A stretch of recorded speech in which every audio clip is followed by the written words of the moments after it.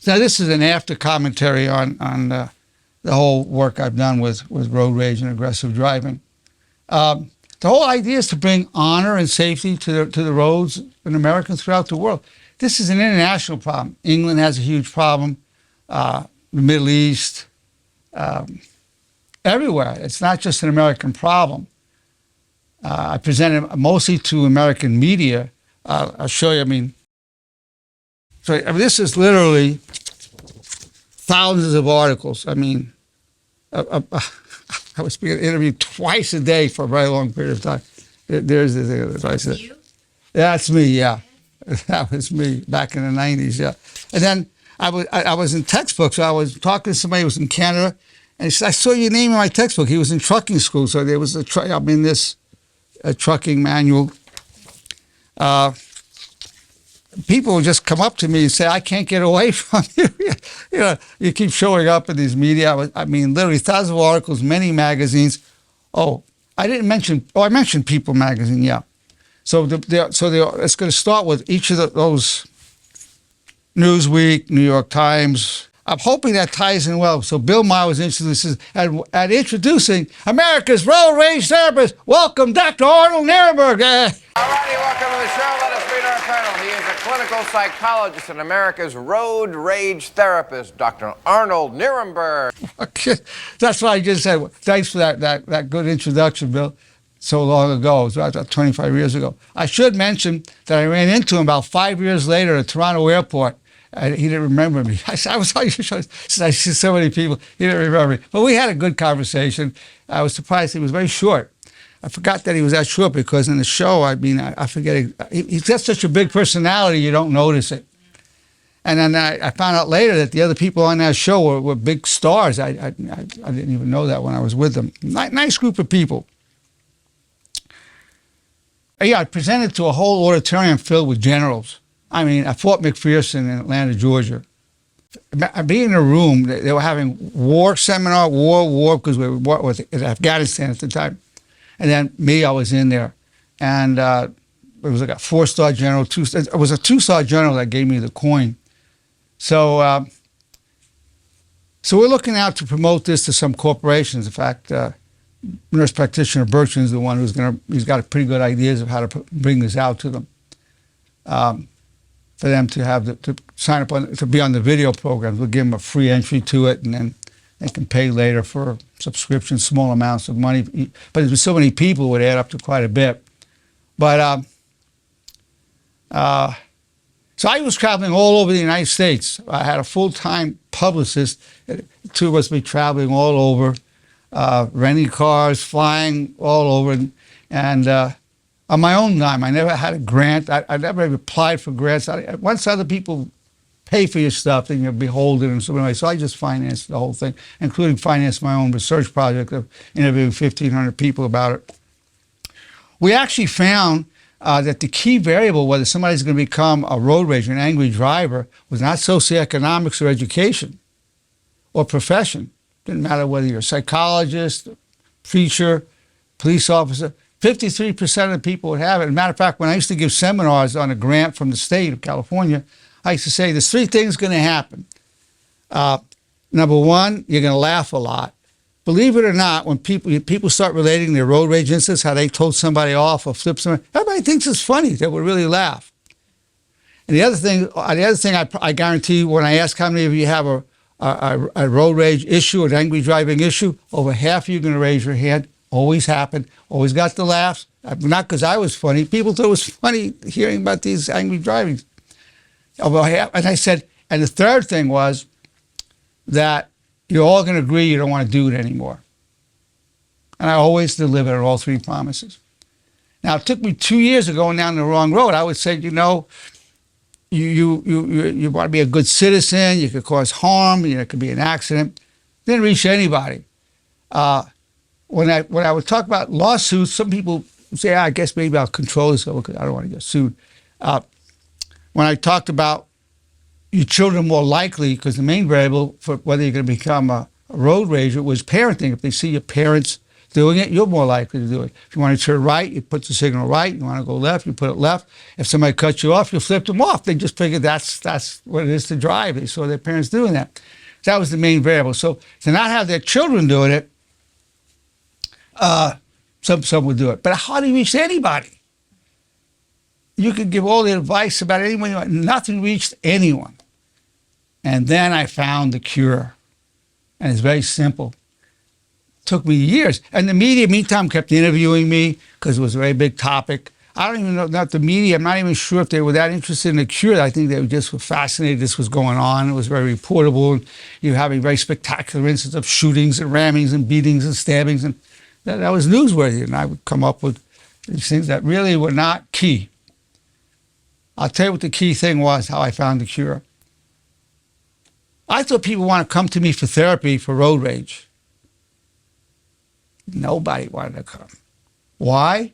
Doc, I'm not the problem. It's those idiots. If they wouldn't be cutting me off and tailgating me and taking my parking spot and all the rest, it wouldn't be a problem. Take care of those idiots out there. You take care of them. No one was willing to say it's them. They said, it's the idiots. Someone's got to teach them a lesson. Okay. So, Doc, yeah, so nobody came to see me for treatment on road rage. They wanted me to treat all the other idiots out there. So then, after 2 years, I saw, they gave me the solution. And it's going to be so simple when I tell you. Get this. This got everybody to say, I don't want to do it anymore, without exception. Do you want to turn control over your emotions, your anger to those idiots out there? How many of you want? It's like I say. It's like letting anybody, whatever religion, race, age, 17 or 77, 107, just take control over you. You can let those idiots take control over your emotions like that. How many of you want to take control over those idiots? Nobody raised their hand. Yes. How many want to keep the control for yourselves? 100% every time raise their hand. So that guy said, here's the thought. I refuse to allow you to control my anger ever, which became, by the way, one of the laws of honor. I refuse to allow you to control my anger ever. I say, repeat it at least 3 times a day for 2 weeks and you're cured. And of course, it's going to affect them in their other relationships. But that was the cure. Now, you would think the world would be excited by the cure, wouldn't you? You say, oh, wow, man, they discovered a cure. I mean, they would interview me about it, but it was never a big draw. There's no money in the cure. Nobody made money. Nobody made any money. The whole thing was the bloodshed, the killings, the dramatic shots, all the rest of it. That's what the thing was from the media. But really, if it wasn't for the media, it would have gotten the attention. So I can only say good things that the media at least focused the attention. I was simply the instrument at the time to go around blazing the trail. Yeah. So there was the cure. You think maybe, you think somebody might want to give me a Nobel Peace Prize. I solved road rage. Imagine people being courteous on the roads and bringing honor to the roads and respect there. It would transform civilization. Like I said, it's that Singtao Daily News in Hong Kong. Interviewed me. The only way you know it's about road rage, it has the word road rage and a picture of me. Otherwise, it's all in Chinese. Mandarin or whatever language they had it in, yeah. And then I think it was the Spielberger, something like that in Germany, and something in French, all over the world. But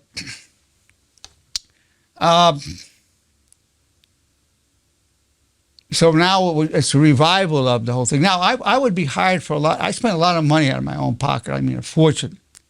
But I got hired for a lot of legal cases. People got road rage incidents that lawyers would hire me. In the case, I thought I would get a book, a movie. That was part of my motive back then was fame and glory. I had some fame. It was money. I should say money and fame. I kind of broke even, maybe made a little bit. Now my intention is more about bringing honor to the roads and safety to the roads. Now it's more of an altruistic, because we have the honor movement going. But at that time it was a different motive. It was like 25 years ago, 25, 30 years ago.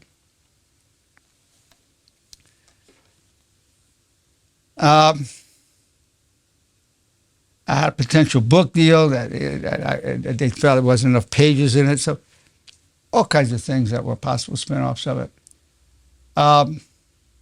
Nothing, but now we have all these videos. I mean, I really have tests for different types of people, different angry driving problems. The 5 causes, by the way, someone slowing you down, someone endangering you, such as cutting you off or tailgating, teaching somebody a lesson like, hey, you went through that red light. People getting angry at each other. Someone's anger directed at you. And taking your parking spot. Now people kill each other. Even on Christmas Day, they'll kill you if you take their parking spot. So those are the 5 causes. I told you the cure it didn't take me long to come up with the causes. That came to me really quickly. But it took me a couple of years of doing interviews and the fact that it wasn't really a good presentation, it wasn't really put together well, the media still kept gobbling it up and interviewing me. Then I came upon the real solution to it. So then in California, I became an adjunct associate professor at San Diego State University, and there was a grant, and I would be giving seminars to Qualcomm and Red Cross and UCSD and San Diego State and UPS, the post office, just across the board. Now, the one I gave to the military, I co-authored a book called Road Rages for the American Institute for Public Safety. So I did that one. And then I gave a seminar for an auditorium full of judges. Half of them had a problem with road. I was saying, it's across the board. Over 50% of the judges would show 2 more incidents a year of being angry at other drivers on the road. I'm not just saying internally. This definition as when the other driver knows you're angry. You're retaliating by cutting him off because he cut you off. You're tailgating because he tailgated you. You slammed your brakes on because he's tailgating. You're flipping him off. You're beeping your horn. You're putting your headlights up and down. So there were 2 more times he had to give was judges, psychologists, ministers, rabbis, mullahs. It didn't matter who it is. You think certain groups would be above it? No. Nobody. It's 50. The actual number we had, interviewing 1,500 people on the streets, was 53% of Americans will show that behavior 2 more times a year. So for a while, I was calling it a mental disorder, an adjustment, a type of adjustment disorder, a more mild one. And people, I got a lot of interviews on that, and they said, well, this is a plot to build the insurance companies to treat build the insurance. It wasn't that at all. But nonetheless, I haven't kept up with the mental disorder thing. And it wouldn't have done any good anyway, because people who have the problem are not going to seek help. Didn't matter what you call it. They're not going to seek help at all. The wife may want to bring the husband in for therapy, or the husband may want to bring the wife in, but they're not going to bring themselves in. You might be driving your spouse crazy by always screaming and cutting people off and yelling. Of course, when it gets felonious, some people shooting each other, stabbing each other, ramming. The statistics then was the men were doing the shooting, the women were doing more of the ramming the other driver out of anger. So now, if you notice, we have two lovely people in our audience right now. Both are smiling and laughing. Now, the reason I'm saying it, that's what would happen. So we have Lydia and Stacy here laughing. I say, yeah, that's what happens. People laugh. It's a very interesting thing. People laugh over this. I'm not saying it's good or bad. I one time recorded the audience laughing, just hearing these stories. I just told you, women rammed somebody with their cars, and both of you laughed. And this is what happened. Both of you were laughing. This is what happens. Isn't that interesting? That is interesting. People laugh. I can see it when you say it, the men doing, Shooting. Yeah. And then the women doing it makes sense that would. Yeah. So Stacey's saying it makes sense. But the interesting question, and again, it's not a criticism, I'm so curious, why the laughter? Why people laugh? People just completely lose their reason, to Yeah. get to that point of Yeah, they're losing their reason. But you could say, oh, that's tragic. Oh, that's so sad. But no, people laugh. That is interesting. Very interesting. I really would like to do more research on why they're laughing without making people feel criticized. Hey, I'm not going to go, hey, why are you laughing? Hey, it's a serious matter. Don't laugh. I know I'm not. I don't want to do that. I just want to say, it's very interesting that you're laughing. I'm so fascinated. Please tell me why you think you're laughing. I like to do that research because, believe me, that's what happens. And I used to tell them, I did the seminars, you're going to be laughing. Oh, and it'd be just roar. People be roaring, laughing. I mean, people are dying on the roads. Now, Walt Disney in 1951 had Goofy, who was a model citizen, went to church, good family man. When he got behind the road, it became demonic. So Walt Disney captured in 1951. Do you know the first recorded road rage incident that I've ever read about was thousands of years ago? It was a Greek tragedy. I forget, it was the Iliad or one of these things where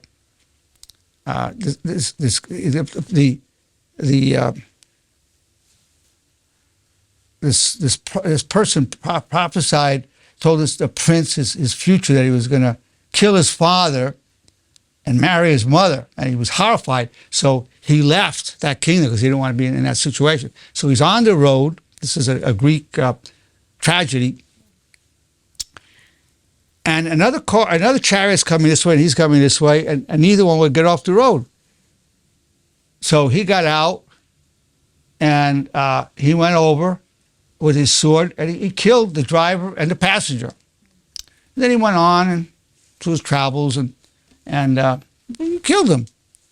And it turns out when he went to this new location to escape that destiny, he eventually married the queen, because the husband had died. Well, it turns out that he was really adopted by the other family. That guy he killed was really his father. He married his mother. He fulfilled the prophecy. He couldn't escape his fate. That was the thing. The Greeks had this thing about fate.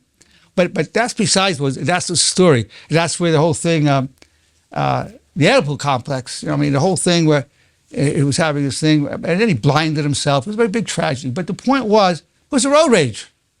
Neither one was going to get out of the way, and out of pride, and of course we teach in the honor movement, honor before pride, he got out and killed the driver and that person. Thousands of years ago. On chariots. Now, the psychology of it is this. This is what I came up with. Enshrined within the human psyche is an urge to release our aggression on anonymous others when we feel justified. Enshrined within the human psyche is an urge to release our aggression on anonymous others when we feel justified. What happens in war? These are the bad guys. I don't know the guy. You feel justified killing him. It's like a road. You don't know each other on the road. You don't know the guy. You release your aggression on him. It's sort of like a variation of Dirty Harry. Make my day. He's got the gun. Just give me an excuse to shoot you. That mentality. So there's a thing to release that aggression that way. Now, in the way of honor, we put honor before anger, honor before pride, honor before sex, honor before money, honor before fear, honor before everything, before life itself. So it's antithetical to our way. But the psyche, to do that, to justify, to release that aggression on others, and feel justified.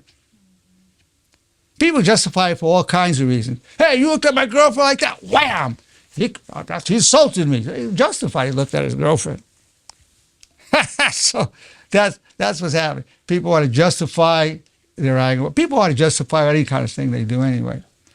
So that's the story about some of the background thing, expanding from the 3 minutes that we have on that one. So it's going to be 2 videos. It'll be that one with 2 different titles. This one that'll go on the therapy, and we'll also have it on honormovement.org. And then the promo, we'll put the promo also. It's a promo. That's fine. Okay, I'm going to open it to comments and questions. Let's see. Jay, you have any comments or questions? Well, Doctor, I watched the videos myself, so I know that the power that they have and the power of your words, what they mean as far as road rage goes, because the vast majority of us have experienced that at least once in our lifetime.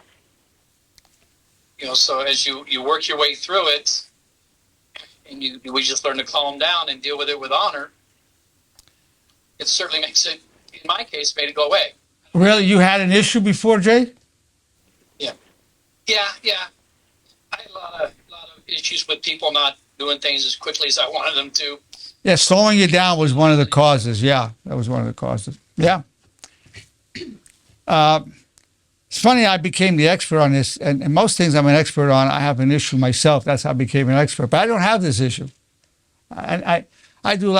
When people do stupid things, I've done so many stupid things myself. I figure, wow, I never take it as deliberate because I've done so many mistakes. So I just figure the other guy's making a mistake. I never see the delivery cutting me off, the delivery trying to have it out for me. Funny story. I was once on my way to a radio show on road rages, and this is a true story. It's almost unbelievable. I was on my way to this road rage interview. Might have been on Kiss FM with John and Ken. I forget who it was. I was on so many shows. I'm pulling out of the driveway of my building. I didn't even come near this guy. He pulls up ahead, and he looks at me, and I'm coming down like I'm somehow a threat to him by my car. Pulls up ahead. I come up behind him. He gets out of his car.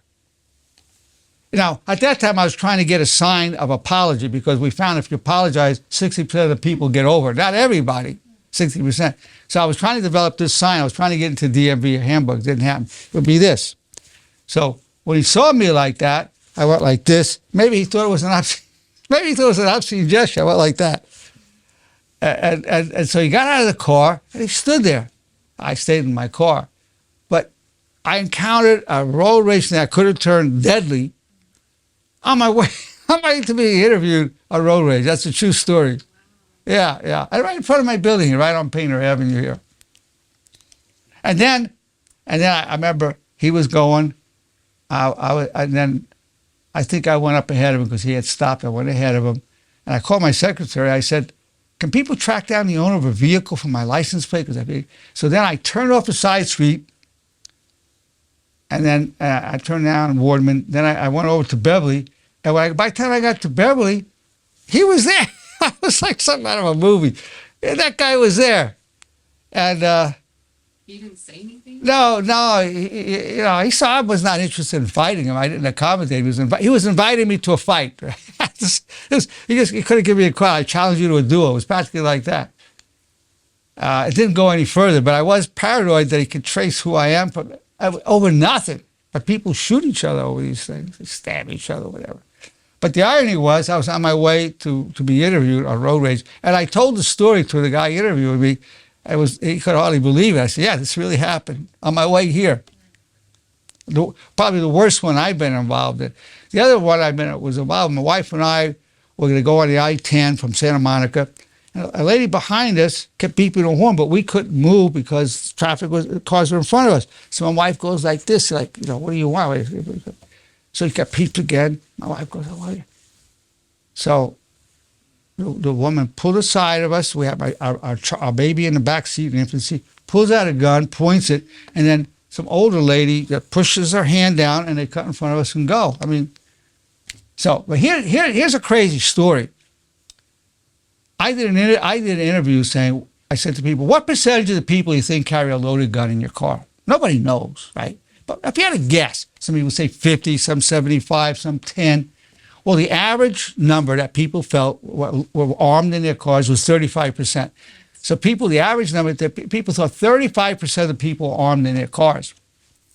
So you would think if 1/3 of the people are armed, that's what you think. I'm not saying it's true. Why would you flip somebody off? And you think there's a 1/3 probability you can get the guy's got a gun. People will do it anyway. This goes outside of all reason and logic. They're all worthwhile, honorable things to die for. This is not one of them. This is not one of them. But people die for it. That's why I called it a mental disorder. It's a very unique type of adjustment disorder. When you're willing to die, it's that dysfunctional a phenomenon. And people feel really disrespected. You did that to me. Yeah, the guy was in a rush. Maybe maybe his wife just had a heart attack. You don't know what it is. You did that to me. Oh. And he goes beside him, curses at him, follows him to a gas station, beats him up, shoots him, stabs him. I mean, so there's a lot of energy behind this. And I think that's why the media came out so much, because they, look, anytime you get on a freeway, Southern California, there's always a collision somewhere. Always, and people are rubbernecking, looking, whatever. And it turns out that 2/3 of the deaths on the roads are due to aggressive driving. NHTSA and in Washington, D.C. did that survey. 2/3. As a matter of fact, when I gave that, you know why the Army had me come out and do the seminar on road rage and aggressive driving? At that time, we were losing more military men due to aggressive driving than in combat.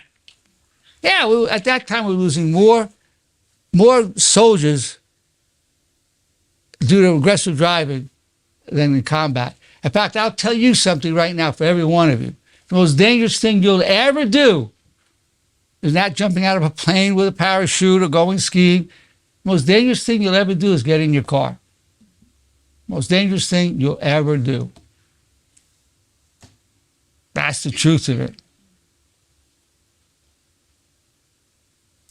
And it feels dangerous too, you know.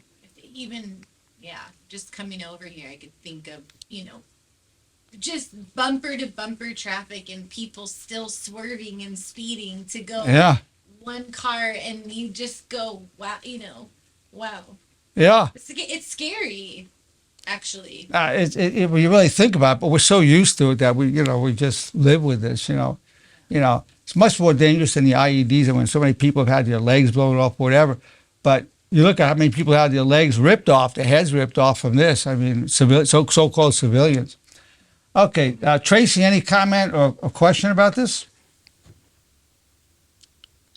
Yes, actually, when you were speaking, you answered my question, because my question was going to be, have you ever had road rage? But you said you didn't have that problem. Never. I don't even get road annoyance. Road annoyance is you mumble to yourself, son of a gun. You're just talking to yourself. It's not road rage. I don't even do that. I used to have, I guess I would say, road annoyance, or maybe slight road rage. Not really, but I learned it from my parent. Which one? Which parent did you learn from? Oh, you don't have to say. Okay. That's anonymous. A parent. A parent, yeah. And they thought it was, okay, if someone cut them off, just speed up, just to flip the bird and roll down the window and say it real loud. Yeah.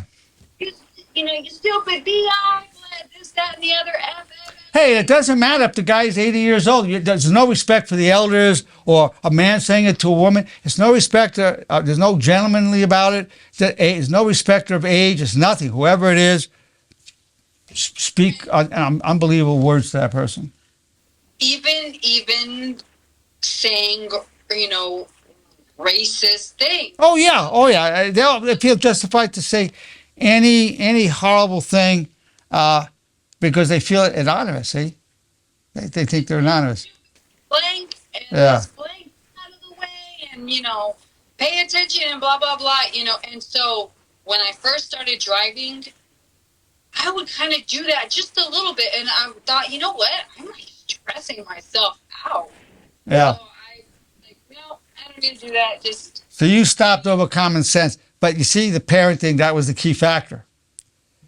Yeah. Just by being alert, you can kind of see what's happening all over the road. And, when someone kind of cuts me off or whatever, it's kind of like a gentle, oh, okay, whatever. I'm not like, I'll just be like, oh, that was crazy. Just to myself. Yeah. Well, that's a very different story than yeah. But you were able to stop yourself at a young age. A lot of people don't do that. But you got it from a parent, and that was our findings. You get it from a parent or both parents, but usually a parent. Yeah, that's exactly how it happens. It's not. You would think rich people don't do it, or you think somebody in a Rolls Royce doesn't do it. Doesn't matter. It wasn't education level. It wasn't socioeconomics. Now, younger people, older people do as much as do it, same percentage have it. But when younger people do it, they do it more frequently. Yeah, but the percentage of younger people that do it is the same as older people. Just when they do it, it's more frequently. Yeah, it was very interesting research. We did it here in Southern California and in Oregon. We had 2 research things going on. Yeah. Good, Tracy. Good going. Yeah. Kimberly, any comments or questions? Yes, I do. So, I was going to tell you that I had a bad experience with, because I have a lot of road rage. And I think after that, oh my gosh, I think I just stopped everything. So I was on the road, and this car cut me off a couple times, and it started honking. And I don't know if the car behind me was with that car, but I guess the car behind me got so mad at me that he started tailgating me, putting his highlights. And I live in the high desert, so I was going through hills, and it was dark. So he was like thinking it back and forth, just highlighting, just tailgating me, honking, and that scared me so much. Oh, yeah. I don't think I ever did that again, because now I'm traumatized. Like, maybe it was a good thing. Maybe God. Oh, it was a good thing. Yeah, but if it stopped you. If it stopped. It could have been worse. Yeah. No, that was a blessing. That was a blessing that they did that. They taught you a good lesson. You should be grateful to that person. They taught you a good lesson. Might have saved your life. Exactly. So that's what I thought about it, because I used to always be like you said, I'm not going to give them control over my anger, my emotions, and all this stuff. That was the cure. That's the cure. That's what took me years to find. Yeah, it took me years to find. I wrote a little pamphlet. I don't have it with me right now, and it was these things about courtesy and that's it. And the people liked it. The media liked it. It was just totally ineffective. It sounded good. It was completely ineffective. This was the cure. This was effective. The thing that sounded good and reasonable, no impact at all in the real world. So you hear some people talk about put some calming music on. Well, why would these guys put calming music on? They don't have a problem in their mind. Why am I going to put a calming music on me? I got to teach that guy a lesson. That son of a gun did this and that. Why do I need calming music? So all these tips are only for reasonable people who don't do that. So all the tips, take a deep breath, put on this nice music, all sounds good, all useless. It can get you killed, useless.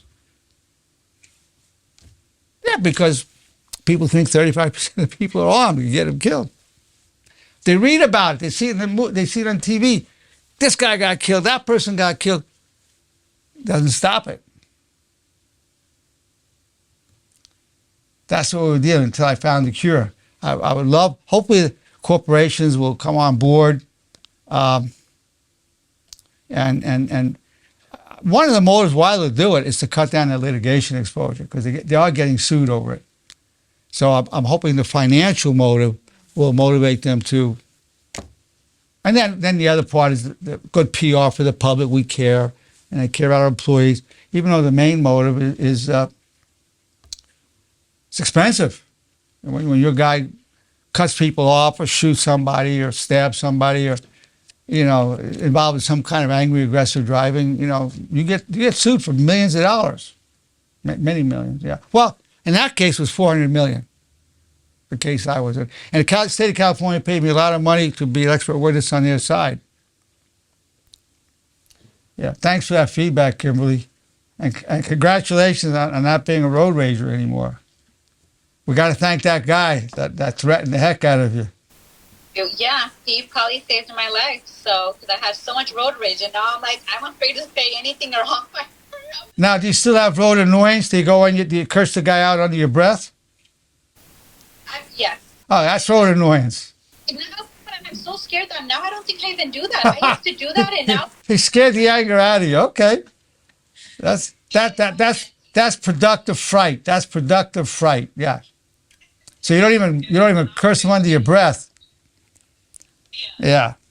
Does anybody else have anything? Lydia, anything? What are your thoughts and observations?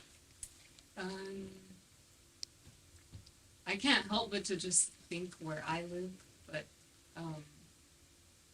it was kind of very surprising to me to move to LA, particularly Glendale, and to see the driving culture. So you see the driving culture in Glendale was very aggressive?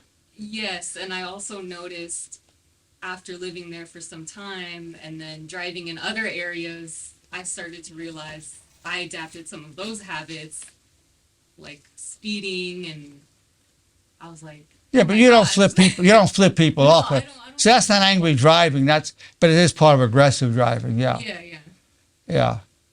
yeah. New York City it's common, but usually they don't get out of their cars. But it was common. But in L.A., I mean, what really popularized it, brought to attention when people started getting shot over it. That's really brought to attention. But that's not the main danger. The main danger, you beep your horn because you're angry at somebody. Some people turn around and it's a collision. It's really a distraction that's more dangerous. Very few people get shot. But, yeah, maybe. When you blow the stop sign and almost hit a pedestrian and don't. Yeah, but that's not even angry driving. That's just, that's a part of aggressive driving. But yeah. So now you watch the production, behind the scenes production of Road Rage video, bringing honor and safety to our roads. It's been my pleasure to be here with you.